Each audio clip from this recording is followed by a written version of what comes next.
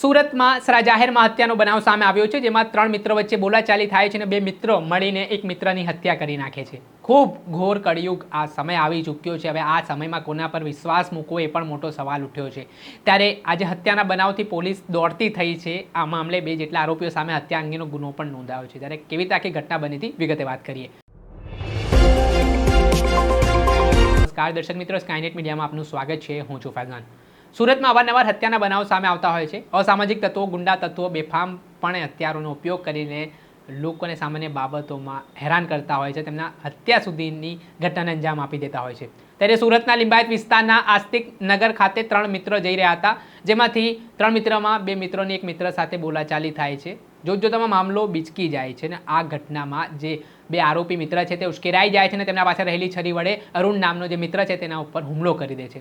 આ ઘટનામાં અરુણને ગંભીર ઇજાઓ પહોંચે છે। લોહી લુહાણ હાલતમાં અરુણ ઢળી પડે છે। સરા જાહેરમાં હત્યાનો બનાવ સામે આવે છે અને પોલીસને જાણ થતાં પોલીસની ટીમ પણ ઘટના સ્થળે દોડી આવી હતી। આ ઘટનાને અંજામ આપ્યા બાદ બંને આરોપીઓ ત્યાંથી નાસી છૂટે છે। આ મામલે સ્થાનિક પોલીસ સ્ટેશન ખાતે બંને આરોપીઓ સામે પોલીસે હત્યા અંગેનો ગુનો નોંધ્યો છે। ત્યારે ઘટનાને લઈને શું કહી રહ્યા છે સુરતના ડીસીપી ભગીરથ ગઢવી તે સાંભળી લો। જી સર।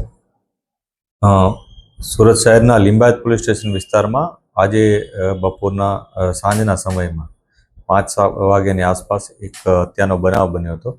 આ ઘટનામાં મરણ જનાર અરુણ પાટીલ છે, એ એના 2 મિત્રો સાથે બેઠેલો હતો। એના જે પરિચિતમાં છે, એકનું નામ દેવીદાસ સુખદેવ કરીને છે, દેવીદાસ ઉર્ફે ડેવિડ, અને બીજાનું નામ છે સની હલવાઈ। આ બંને જણાએ થઈ અને અરુણ પાટીલની હત્યા નિપજાવી હતી।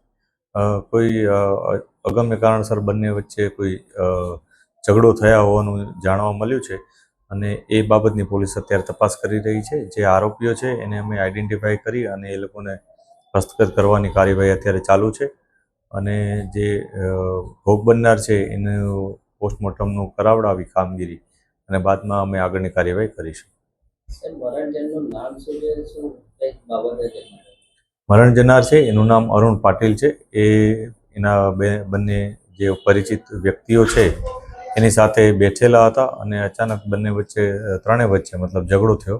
એ ઝઘડામાં આ બનાવ બન્યો હોવાનું જણાય છે, પરંતુ અમે ઇન્વેસ્ટિગેશન વધારે ઊંડાણપૂર્વક કરી રહ્યા છીએ। આની પાછળ કોઈ જૂની અદાવત કે એવું કંઈ હોય અથવા કઈ બાબતની બોલાચાલી થઈ હતી એ બાબતની તપાસ અત્યારે ચાલુ છે। આરોપીઓને અત્યારે હસ્તગત કરવાની પ્રક્રિયા ચાલુ છે। સાંભળ્યા હતા સુરતના ડીસીપી ભગીરથ ગઢવી, તેમણે આ ઘટનામાં જે આરોપીઓ છે તેમની સામે હત્યા અંગેનો પોલીસે ગુનો નોંધ્યો તે પ્રકારની માહિતી આપી છે। હાલ પોલીસ દ્વારા અલગ અલગ ટીમો બનાવીને આરોપીને પકડવા માટે તપાસના ચક્ર ગતિમાન પણ કર્યા છે।